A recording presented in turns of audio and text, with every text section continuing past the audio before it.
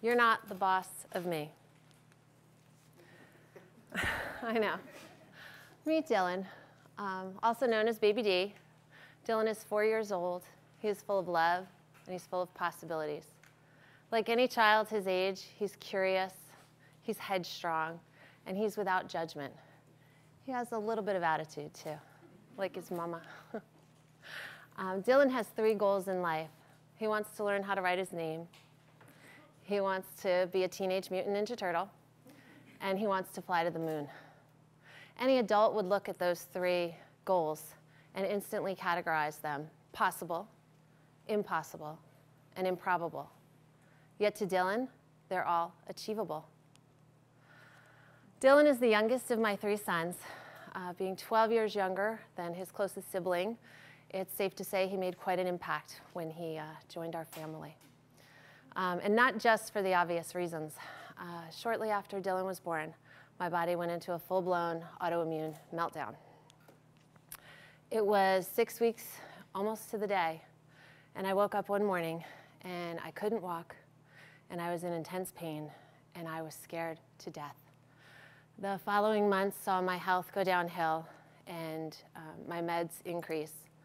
I was put on chemo drugs, I was on steroids. That led to insomnia, depression, weight gain. I even got shingles just for fun. All while caring for a new baby and 2 teenage boys. Time went on, my body and my spirit were shutting down. My heart was failing and my thyroid quit, and I just did not want to be a part of life anymore. I will never forget the day.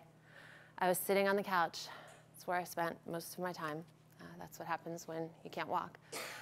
And I looked out the window and I saw a neighbor walking their dog. And all of a sudden, I was just flooded with regrets. Regrets of all the things that I didn't do, and all the places that I didn't go, and all the fears that held me back. Because at that moment, I truly believed I would never walk again.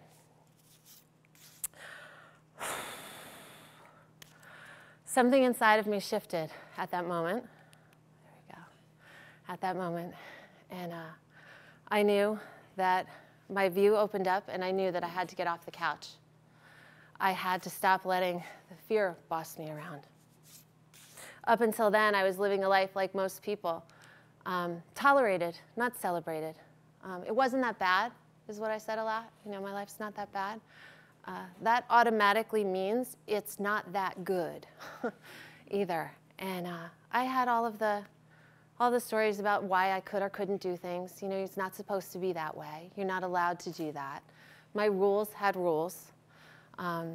I lived in a tiny little box, and I was very, very busy. I had to go to work. I had to take care of the kids. I would do that tomorrow. I do that next week. I'm tired. I have to go to work. Enough. Enough.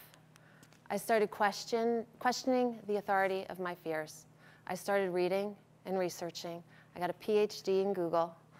And what I found out is that 30% of people were afraid of things that happened in the past. They were literally afraid of yesterday.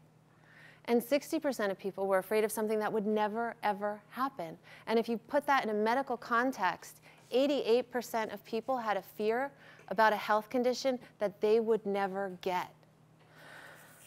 I didn't want to listen to the doctor that told me I would never walk again. If most people like me couldn't walk, that meant there were still some that could. Had I let the stats control my outcome, I never would have gotten here. I wouldn't be here today. I was looking for the ray of sun in the clouds. I started taking baby steps towards my future, and just as Dylan was starting to learn how to walk, so was I. Changes in my thinking led to changes in diet, exercise, education, and relationships. I was open to new ventures, and now I had goals. I wanted to get off all my medicine. I wanted to do my first 5K, and I didn't want to be afraid anymore. To begin to heal, I had to break everything down, emotionally, physically, and spiritually, all the way down, so I had clarity. I became present in the day.